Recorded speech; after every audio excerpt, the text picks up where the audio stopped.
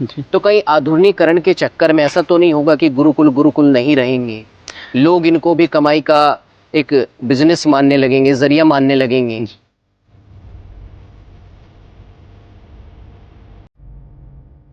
या फिर जो आचार्य लोग हैं आर्य समाज से जुड़े हुए हों या फिर धर्म से जुड़े हुए हों, वो अपनी कमाई का साधन बना रहे हैं, जी। ऐसा? जिस तरीके से मैंने शुरू में भी कहा कि अब जो है अपराध की उम्र घट गई है जी। जी। और खासकर बड़ों से ज्यादा बच्चों के बीच अपराध। बच्चों में ज्यादा आ गया है।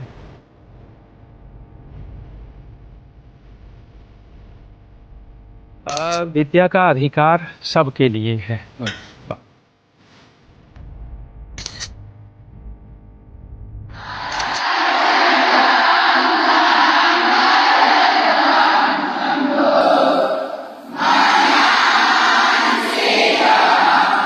आपका स्वागत है हमारा हिंदुस्तान में और मैं आपके साथ प्रशांत धीमान। जिस तरीके से लगातार हम आपको अपनी वैदिक संस्कृति, सनातन संस्कृति दिखाते हैं, आज ऐसे ही एक गुरुकुल में पहुंचे हैं जो गुरुकुल बच्चों के भविष्य बनाने का काम करता है। एक वैदिक गुरुकुल, जिस गुरुकुल का नाम है स्वामी आत्मानंद वैदिक गुरुकुल, मलारना चोड़, सवाई माधोपुर, राजस्थान में।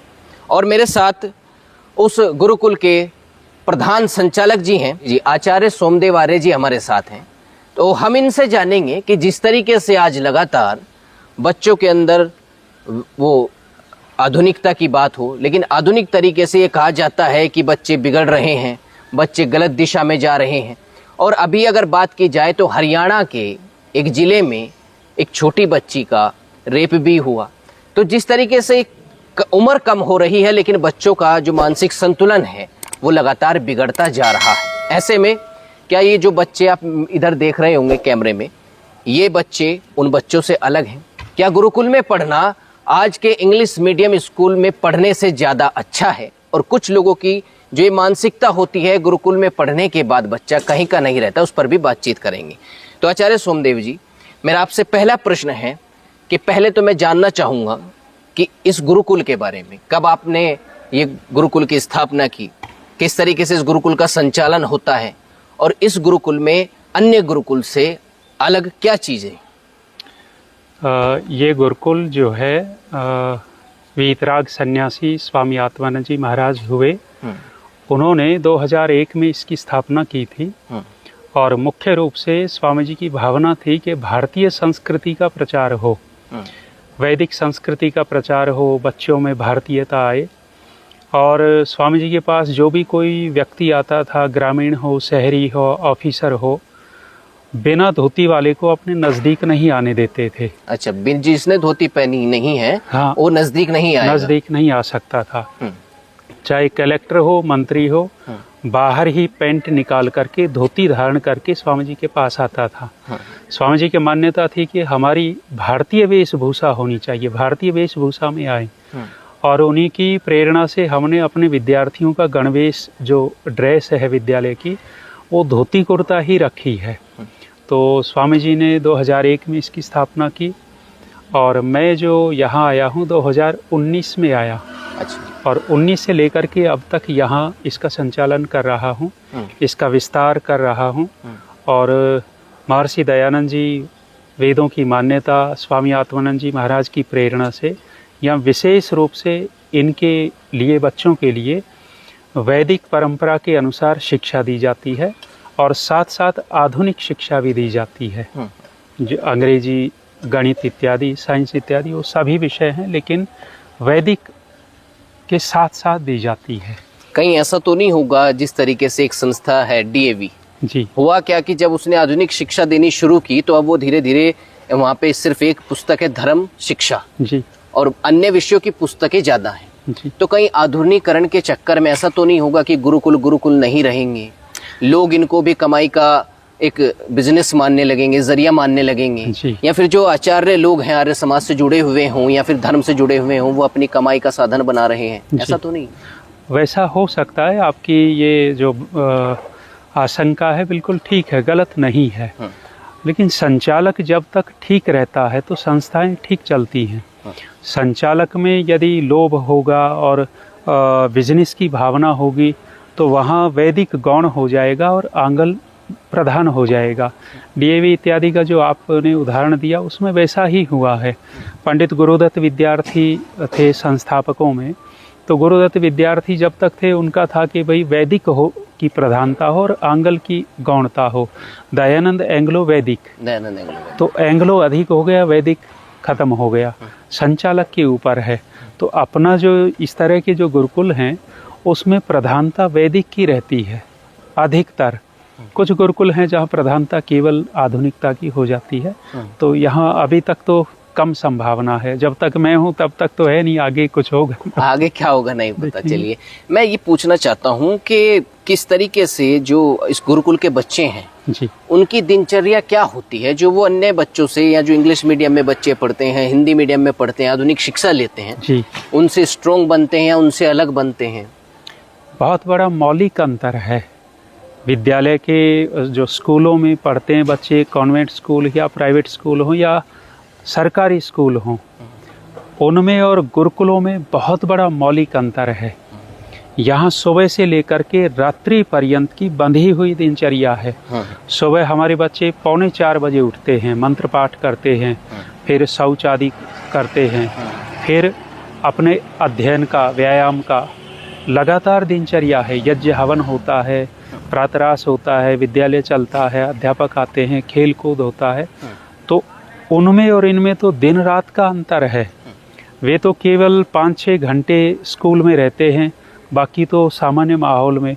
ये तो 24 घंटे एक विशेष वातावरण में रहते हैं। विशेष किस तरीके का विशेष वातावरण? विशेष वातावरण मतलब यज्ञ वगैरह, यज्ञ होता है, उपासना होती है, प्रवचन होते हैं, बीच बीच विद्वान सन्यासी आते रहते हैं। यहाँ महीने में सत्संग होता है, वार्षिक उत्सव होते हैं जिसमें बड़े बड़े विद्वान आते हैं। तो वो माहौल स्कूल वाले बच्चे को कभी नहीं मिल सकता। और स्कूल वाले बच्चे तो यहाँ जैसे मोबाइल मेरे हाथ में है, लेकिन बच्चों के किसी के हाथ में मोबाइल नहीं मिलेगा। यहाँ किसी के बच्चे का कोई मोबाइल नहीं रख सकता। माता पिता भी आते हैं तो मोबाइल वो नहीं दे सकते। तो स्कूल वालों को तो हर समय मोबाइल, घर में जाते ही मोबाइल। तो यहाँ बिगड़ने की संभावना नहीं है, सुधरने की है। और सामाजिक व्यवस्था ऐसी मान्यता हो गई कि कोई बच्चा बिगड़ा हुआ है घर पे नहीं सुधरा तो इसको गुरुकुल में, मतलब जैसे एक नशा मुक्ति केंद्र होते हैं उसी तरीके से एक बिगाड़ मुक्ति केंद्र गुरुकुल को समझ लिया है। वो उनकी मानसिकता है, बाकी ऐसा है नहीं। भाई बिगाड़ो तो सुधारे हम, ये कौन सा न्याय है? तुम तो घर में बिगाड़ो और यहाँ लाके छोड़ दो और हम सुधारने लग जाएं। ये बहुत अच्छी बात तो ये तो अन्याय हो गया ना। हम तो वो बच्चे चाहते हैं जो विशेष हों। गुरुकुलों में बुद्धिमान, प्रतिभा संपन्न, संस्कारी बच्चा आएगा तो और ज़्यादा अच्छा बनेगा। और बिगड़े हुए होंगे तो 5-7 साल उसको सुधारने में ही लग जाएंगे, कोई विशेष उपलब्धि नहीं होगी। तो स्कूल में, कॉलेजों में मौलिक अंतर है गुरुकुल की अपेक्षा। गुरुकुल श्रेष्ठ हैं और वहाँ वो संस्कार नहीं मिल रहे। कुछ ऐसा देखा जाता है, मैं आपसे पूछना चाहूँगा, जब आपने थोड़ा आधुनिक विषय पे आई गए हैं, कि गुरुकुल के पढ़े हुए बच्चे जो हमारे आधुनिक सेक्टर हैं कमाई के, उनमें पिछड़े माने जाते हैं जी। क्या ऐसा है? ऐसा नहीं है, बिल्कुल नहीं। और जो इंग्लिश मीडियम से पढ़ते हैं या हिंदी मीडियम से पढ़ते हैं वो 1 लाख, 80 लाख या 1,80,000, 50,000 की सैलरी लेते हैं, घर चलाते हैं। गुरुकुल में पढ़ने वालों को विशेष तरीके की कुछ दिक्कतें सामने आती हैं? कोई दिक्कत नहीं। गुरुकुल के पढ़े हुए सैकड़ों प्रोफेसर मिलेंगे आपको, अनेक सारे IAS ऑफिसर मिलेंगे। गुरुकुल चोटीपुरा की बहुत सारी लड़कियां प्रशासनिक अधिकारी हैं। और जो कोई नौकरी नहीं लग पाता, स्कूल कॉलेज वाला बेरोजगार ठोकर खाता घूम सकता है, गुरुकुल वाला नहीं घूमता मिलेगा आपको। कहीं ना कहीं कोई न कोई वो रोजगार अवश्य करता मिलेगा। यहाँ इनको स्वावलंबी बना देते हैं। अपने कपड़े स्वयं धोने हैं, अपने बर्तन स्वयं धोने, अपना काम सारा करना है।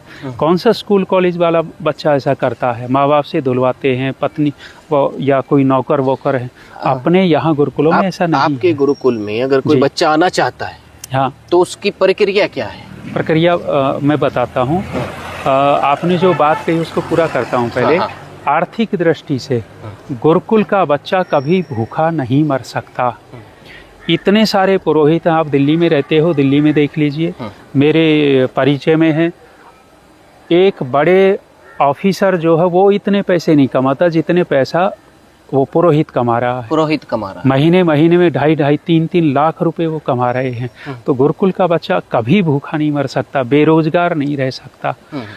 आपने जो पूछा हमारे गुरुकुल में प्रवेश की प्रक्रिया क्या है, तो प्रवेश की प्रक्रिया हम जिस भी कक्षा में लेते हैं वहाँ परीक्षा लेते हैं, और उस परीक्षा में यदि उत्तीर्ण हो जाता है फिर उसका चाल चलन, उसका व्यवहार, उसके माता पिता, परिवार आदि का देखते हैं, कोई रोग न हो, स्वस्थ हो, तब हम उसका प्रवेश लेते हैं। और प्रवेश में हमने 21,000 रुपये दान के रूप में रख रखा है, फीस नहीं है। अच्छा, दान के रूप में, यानी जब बच्चा प्रवेश करता है तो वो 21,000 रुपये दान करेगा। हाँ, माता पिता से जो समर्थ हैं, जो असमर्थ हैं, दे ही नहीं सकते, उनके लिए कुछ नहीं, वो पूरी तरह निशुल्क है, पूरे सबके लिए निशुल्क है। ये भोजन, आवास, शिक्षा सब यहाँ निशुल्क चलता है, निशुल्क चलता है, फीस नहीं लेते। एक मैंने देखा जब मैं आपके गुरुकुल में भ्रमण कर रहा था तो MDH हर जगह लिखा हुआ था, कुछ बताएंगे इस विषय में? हाँ, MDH परिवार हमारे गुरुकुल का सबसे बड़ा सहयोगी है, और हमारे ही गुरुकुल का नहीं, MDH तो जितने भी वैदिक गुरुकुल हैं, आर्य समाज के हैं या सनातन के हैं, सनातन की रक्षा में जहाँ भी कोई उनकी सहायता लेना चाहता हो, दिल खोल करके सहायता करते हैं। और हमारे गुरुकुल के ऊपर तो उनका विशेष अनुग्रह है कि यहाँ उन्होंने ये जितने भी भवन दिख रहे हैं, नए भवन, ये सब उन्हीं के सहयोग नए से भवन बने जो हुए। ये दिख रहे हैं, ये विद्यालय भवन है, उधर आचार्य भवन है, ये आचार्य भवन, पीछे हैं कुछ अतिथि कक्ष, उधर तो सारा उन्हीं का ये विशेष अनुग्रह रहा। ऊपर का छात्रावास उधर है, तो वो उन्होंने बनवाया, तो उनका तो बहुत बड़ा सहयोग हमें मिला हुआ। बड़ा सहयोग बहुत मिला।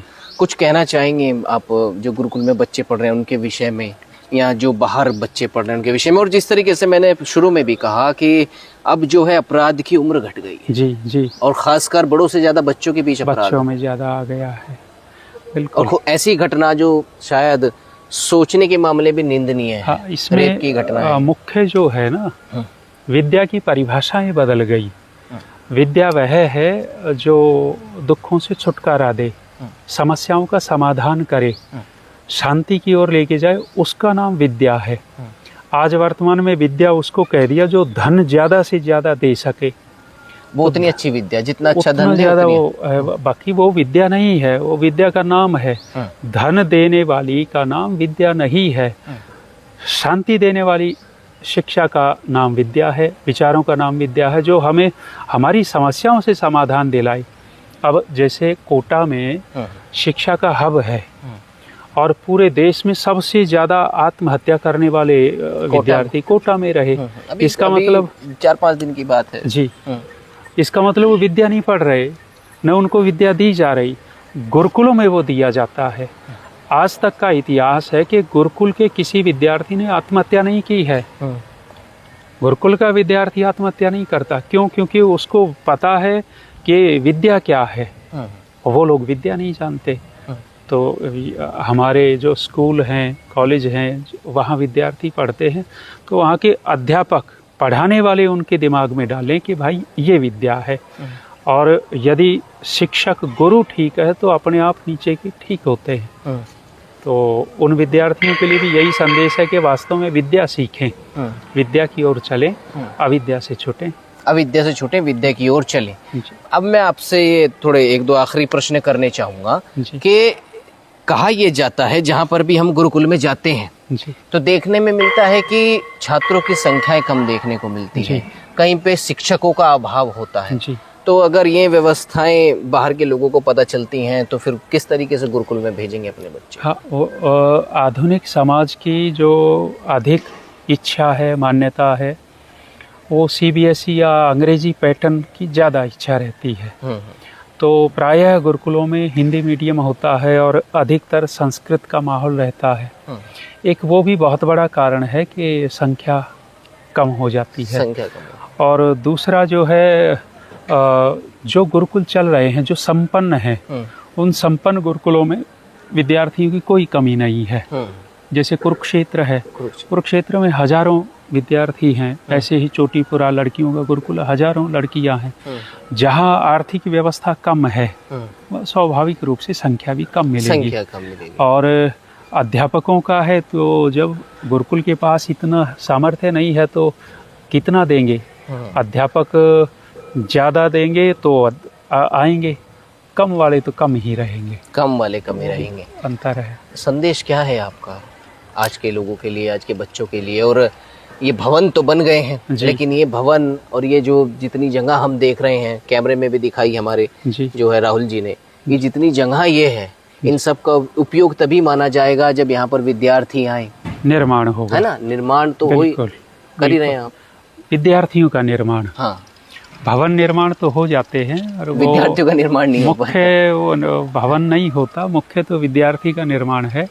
हमारा जो जितना यहाँ होना था वो निर्माण हो गया है। अब तो बच्चों के ऊपर ही हमारा ध्यान है, फोकस है। बहुत अच्छे से कक्षाएं चल रही हैं, बहुत अच्छे से अध्यापक पढ़ा रहे हैं। पहले की अपेक्षा स्तर बढ़ता जा रहा। अभी हमारे पिछले जो परीक्षाएं हुई, जो बोर्ड की परीक्षाएं थी, लगभग सभी विद्यार्थी मेरिट में पास हुए हैं। 8वीं 10वीं के बहुत अच्छे अंकों में वो पास हुए। तो विद्या का स्तर बढ़ रहा है और संदेश यही है कि गुरुकुलों की ओर रुझान हो। जैसे मस्जिद है तो वहाँ मदरसा अवश्य होता है, चर्च है तो वहाँ कॉन्वेंट स्कूल मिल ही जाते हैं। बिल्कुल। मंदिर है तो गुरुकुल क्यों नहीं?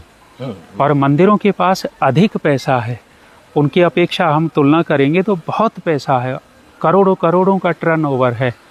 एक समस्या ये सामने आती है कि जो सनातन धर्म का बच्चा होता है जी, अब हर कोई तो आर्य समाज को नहीं जानता, क्योंकि कुछ लोग ऐसे भी हैं जो आर्य समाज से परिचित नहीं है। तो अपना चयन व्यक्ति कैसे करे कि मुझे किस गुरुकुल में पढ़ाना है? कुछ गुरुकुल बनारस में हैं जो पौराणिक हैं, जो गीता की और पुराण की शिक्षा देते हैं। कुछ गुरुकुल दिल्ली में हैं, कुछ गुरुकुल अन्य अन्य जगह पे, अयोध्या में हैं, मथुरा में हैं, और कुछ गुरुकुल आपके आर्य समाज के हैं। तो कैसे ये जो है सनातन धर्म के जो माता पिता हैं जी, वो इस विषय को कैसे समझें कि पढ़ाना कहाँ, किस गुरुकुल में बच्चे को पढ़ाना? यदि माता पिता की भावना सनातन की है और गुरुकुल की ही है, तो चयन किया जा सकता है। जाकर के देखें कि हमारे अनुकूल कौन है, परीक्षा की जा सकती है। और परीक्षा इसी रूप में हो कि जहाँ आचरणवान बनाया जाता हो, आचरण पे धार्मिकता पर अधिक बल हो। विद्या तो रहती ही है, जब विद्यालय में भेजेंगे, गुरुकुल में वो पढ़ाई तो होती ही है, लेकिन वहाँ प्रधानता धार्मिकता की हो, आचरण प्रधान हो, शिष्टाचार प्रधान हो, तो वो दिख जाता है। माता पिता गुरुकुल में जाएंगे तो गुरुकुल का वातावरण देखेंगे, साफ सफाई, डिसिप्लिन, बहुत सारी चीजें देख कर अपने आप मन में आ जाता है कि हाँ ये ठीक है। एक आखिरी प्रश्न मेरा आपसे है कि क्या गुरुकुल में हर जाति का व्यक्ति पढ़ सकता है? बिल्कुल, क्योंकि जो मैंने कुछ गुरुकुल में गया हूँ, बनारस में गया, जब मैंने इलेक्शन कवर किए बनारस में, मोदी जी जब चुनाव लड़ रहे थे, मैं वहाँ पे कुछ गुरुकुल में गया, उन्होंने कहा कि नहीं, अगर आप ब्राह्मण हैं तो तभी पढ़ पाएंगे। जी। विद्या का अधिकार सबके लिए है। भगवान ने जल सबके लिए, सूर्य का प्रकाश सबके लिए बनाया, वायु सब प्राणी मात्र के लिए, तो ईश्वर की विद्या भी सबके लिए है। तो ऐसा कोई बंधन नहीं है कि ब्राह्मण का ही होगा। हमारे यहाँ सभी जातियों के विद्यार्थी हैं और सब वही एक जैसी विद्या पढ़ रहे हैं और एक जैसा ही भोजन, आवास, बिस्तरा, भोजन की बात आपने एक बार दिखा दीजिए। सब कुछ जो है जा रहे हैं भोजन के लिए, एक जैसा है भोजन के लिए बच्चे जा रहे हैं। और देखिए किस तरीके से एक इसको बोलते हैं डिसिप्लिन, इंग्लिश में बोलते हैं, हिंदी में इसको क्या बोलेंगे जी? इसको हिंदी में वो अनुशासन के तहत ये बच्चे जा रहे हैं खाने के लिए। तो बहुत बहुत धन्यवाद आपका, आपने जो है इस विषय पर जानकारी दी। और ये गुरुकुल है, अगर आप भी अपने बच्चों को पढ़ाना चाहते हैं और आधुनिकता के साथ साथ उसके आचरण में, उसके चरित्र में ऊंचाई चाहते हैं जीवन की, तो स्वामी आत्मानंद वैदिक गुरुकुल में पढ़ाएं उसको। और राजस्थान में ये गुरुकुल है, एक बार अपना एड्रेस अगर आप बता दें तो। जी स्वामी आत्मानंद वैदिक गुरुकुल, मलारना चौड़, सवाई माधोपुर, राजस्थान। पिन कोड 322030 है।